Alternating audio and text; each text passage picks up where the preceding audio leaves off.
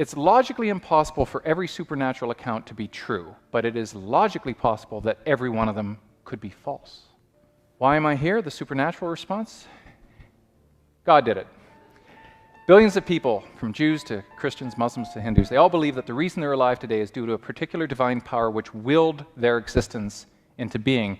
But where do we start when there are so many different versions of a supernatural human creation? From Aztecs to Zoroastrians, there are literally thousands of ways in which humans have attempted to answer this question of why we're here in a supernatural context.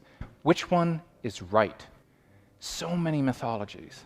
Eskimo cultures, first man falling from a pea pod, raven meeting him, nourishing him, feeds and nourishes him. Then they make everybody else out of clay.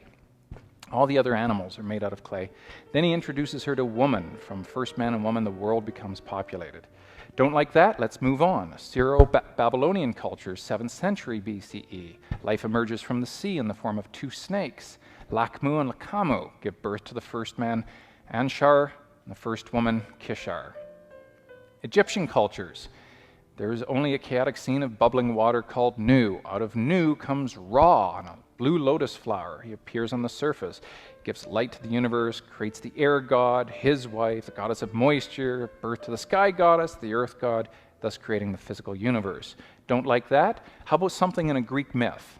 Zeus, Poseidon, Hermes? Or we can just have the Romans rip them off and call them other names, Jupiter, Neptune, Vulcan. Or we can have Norse myths with Odin, Balder, Atal, Japanese myths, right? Homasubi, Inari, Izanagi. Lots and lots and lots of different myths. The Old Testament takes 6 days for everything to come into being, and then humans come along, Adam and Eve. But which account? We get two accounts. One where they're both created simultaneously, one where Adam's created first and then Eve comes along as a rib, right? And these are not that far apart in Genesis. The Quranic version has Adam, who figures very prominently, and Eve comes along kind of as an afterthought. And then there are dozens of Aboriginal accounts, the great sky woman, the sun and earth, the two brothers, and so on and so forth. Lots and lots of Aboriginal accounts of creation myths.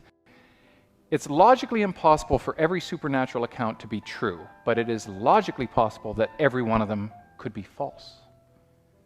What amount of truth, if any, could be attributed to any of these various creation myths that have developed over the last several thousand years? We have no reality measuring stick.